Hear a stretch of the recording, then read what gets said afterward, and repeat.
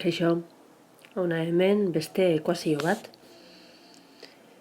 Lehenengo pausoa ez dugu egizarrekin behar, ez dugu biderkadurak burutu behar, ez dago biderkadura nabarmenik, ez dago parenteserik, beraz, jarraitzen dugu bigarren pausora, eta da, betiko moduan, zatitzaileen artean MKT kalkulatzen dugunean, kasu honetan 12 izango da, 6, 12 eta 3 artekoa, eta hori izango da, orain gure zatitzaile komuna. Danetan, 12 ipinitzen dugu, kontuz, bigarren zatiki algebraikoak -1 dauka aurrean. Ahaztu barik, berak ere eragina izango du. Gero kontuan hartu beharko dugu minus horren eragina. Orain, behin 12 zatitzaile komuna izan da, 12 zatitzen dugu banan-banan hasierako zatitzaile bakoitzarekin. 12 zatisei eginez 2 emoten dau. Eta 2 hori bider bostekizken 16, parentesi baten barruan sartuta geratzen da.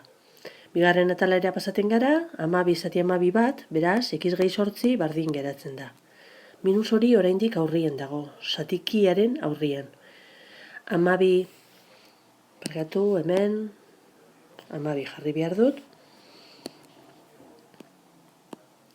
Orain 12 zati 3 eginez, 4 ematen duenez, x gehi bat, parentesia behar du, 4rekin biderkatzeko 2ak, x gehi bat.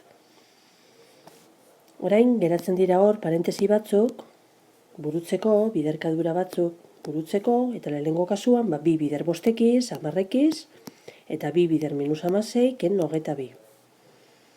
Ken 22. Parkatu. Bestian, jarraitzen du hor minus horrek, eta hemen 12, x gehi 8. Azken zatiki algebraikoan, 4 biderkatu behar dugu, x gehi batekin, 4x, gehi 4 ematen du.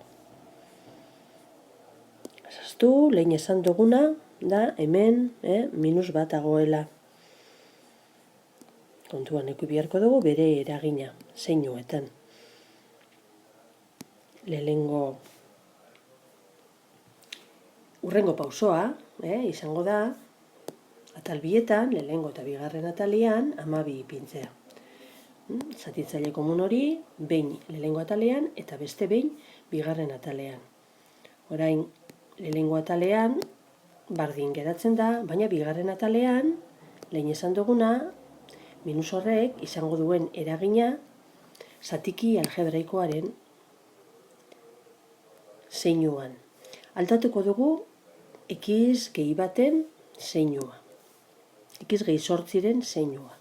Eta geratzen da minus x ken 8. Eta 4x gehi 4. Orain, geratzen dena da, antzekoen artean eragiketak eginda, 10x ken 32 bardin geratzen da, baina bigarren atalean minus x gehi 4x daukagu, hori plus 3x da. Eta minus 8 gehi 4, hori da minus 4. Geratzen dira zatiki algebraikoak lehengo atalean eta bigarren atalean. Momentu honetan, badakizu, egiten duguna beti izaten da, bider zatitzailea ipini atal bietan, eta horrela lortzen dugu gure ekuazioa lerro baten geratzea zatitzaile barik.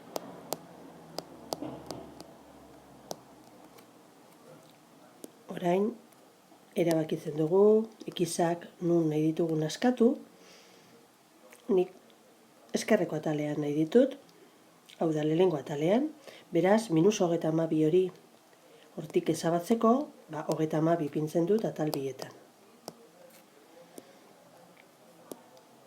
Honela, lehenengo atalean, geratzen da 10x, eta bigarren atalean geratzen da 3x gehi 28. Esan dugu, nahi dugula, xak bigarren atalean, lehenengo atalean askatu, parkatu, eta horretarako, minus iru ekiz hori desagertu behar da. Bigarren atal honetatik, eta atal bietan egiten dugu keniru ekiz gehitu.